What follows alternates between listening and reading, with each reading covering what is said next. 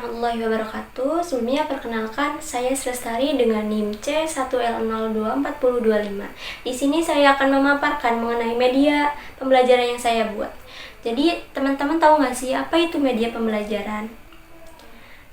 Nah, jadi media pembelajaran itu adalah alat bantu siswa dalam proses belajar mengajar yang fungsinya itu untuk merangsang pikiran, perasaan, perhatian, dan juga keterampilan belajar. Nah, media yang saya buat ini papan belajar magnet.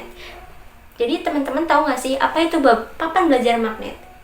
Jadi papan belajar magnet adalah alat belajar yang berbentuk papan yang lebih efisien karena di dalam satu papan ini berisi materi dan juga soal dan jawaban. Jadi apa sih materi yang akan dibawakan? Jadi saya di sini akan membawakan materi mengenai tentang pajak.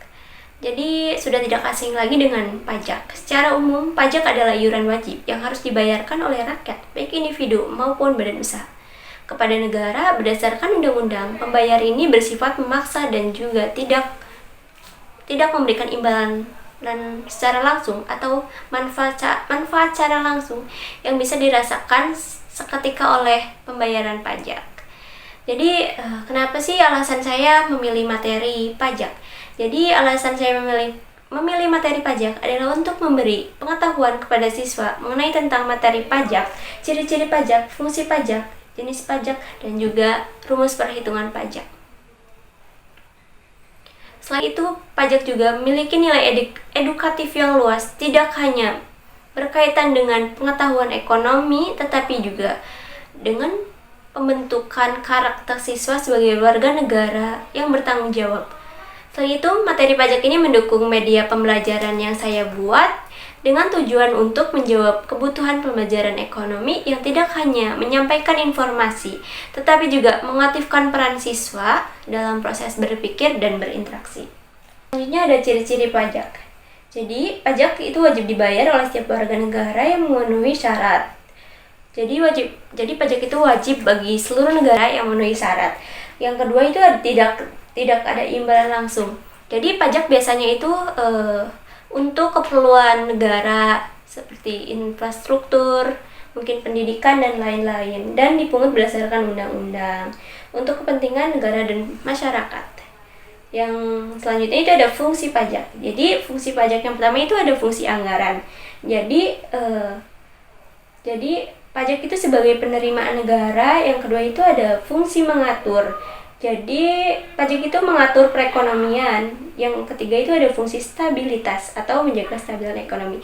Jadi pajak itu bisa jadi untuk menjaga kestabilan ekonomi. Yang keempat itu ada fungsi redistribusi. Jadi pajak ini bisa mengurangi kesenjangan.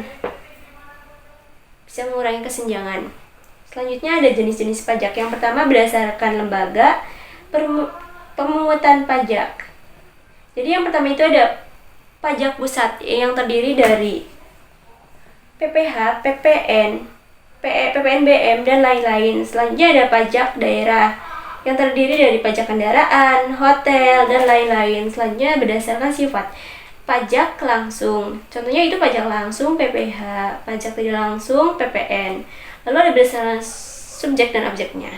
Jadi pajak subjektif itu contohnya itu PPH. Lalu ada pajak objektif yaitu PPN. Yang terakhir ada rumus pajak. Yang pertama itu ada rumus pajak penghasilan atau PPH.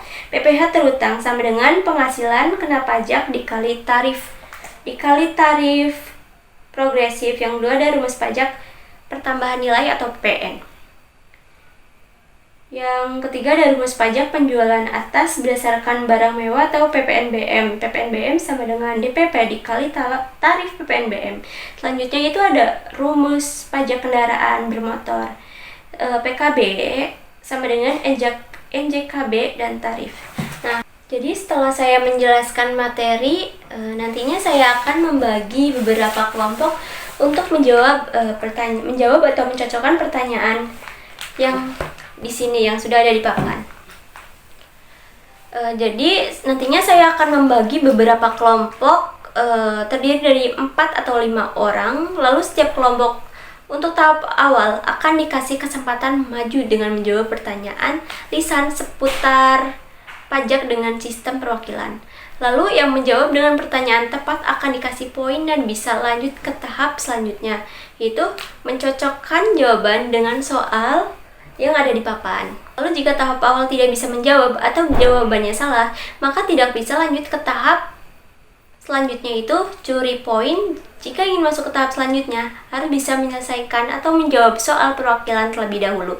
Jadi untuk menjawab soal selanjutnya, sistemnya curi poin dengan cepat-cepat kelompok tersebut maju ke depan atau mencocokkan jawaban yang tepat. Jika salah, maka poin akan diambil oleh kelompok yang bisa menjawab pertanyaan. Ya, penilainya dilihat dari mereka menjawab soal yang tercepat dan jumlah jawaban yang benar yang paling banyak menjawab. Untuk yang menang akan mendapatkan reward atau tambahan poin dari mata pelajaran ekonomi mengenai tentang pajak. Nah, jadi seperti itu. Selain itu juga dari media papan bangkit ini bisa dikolaborasikan dengan media pembelajaran lainnya. Contohnya pesawat-pesawatan. Ketika seorang guru menjelaskan materi yang ada di papan, lalu seorang siswa nulis materi yang mungkin menurutnya penting, lalu diterbangkan untuk menukar informasi dengan teman lainnya atau teman sekelasnya, atau dari pesawat tersebut bisa jadi bahan informasi kelompok sebelum maju menjawab soal. Jadi itu saja yang bisa saya paparkan. Kurang lebihnya mohon maaf. Sekian. Wassalamualaikum warahmatullahi wabarakatuh.